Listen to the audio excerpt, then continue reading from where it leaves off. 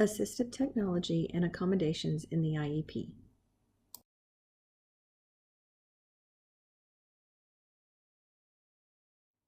The material in this presentation is taken from the Oklahoma Accommodations Guide found on the Special Education Technical Assistance page of the Oklahoma State Department of Education website.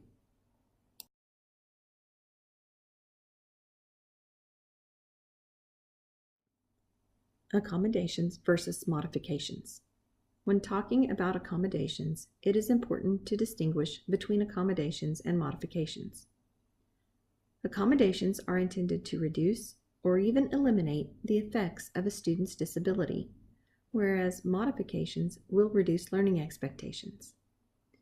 The accommodations provided to a student must be the same across all situations: classroom instruction, classroom assessments, and district and state assessments. Some accommodations may be appropriate for instructional use, but may not be state approved for use on a standardized assessment. Accommodations provide access to content in areas of setting, timing and scheduling, presentation, and response.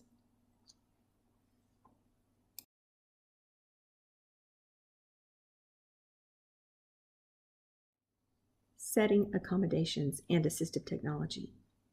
Setting accommodations change the location or the conditions of the setting in which a student receives instruction or participates in an assessment.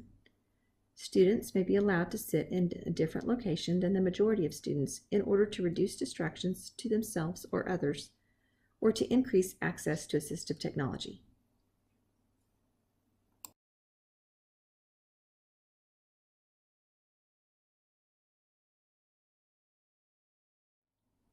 Timing and scheduling accommodations and assistive technology.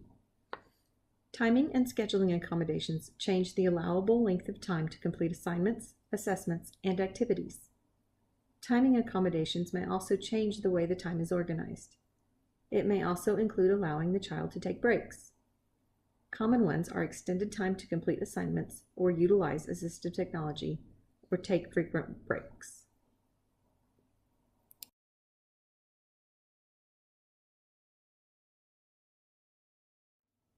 Response accommodations and assistive technology.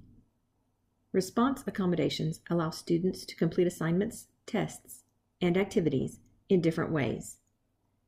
Examples include using an assistive device or organizer to solve or organize problems. Student dictates or signs responses to a scribe who records responses, and using a computer or other assistive technology device to respond.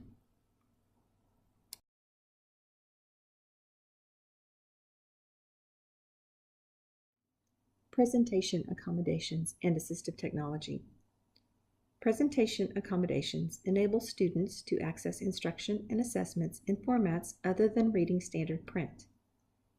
These alternate modes of access include auditory, tactile, visual, and a combination of auditory and visual accommodations. Examples include large print, reverse color contrast, text-to-speech, use of secure Braille note taker, and use of assistive technology devices or supports such as color overlays, magnifier, pencil grips, auditory amplification devices, noise buffers, slant board, or wedge for positioning.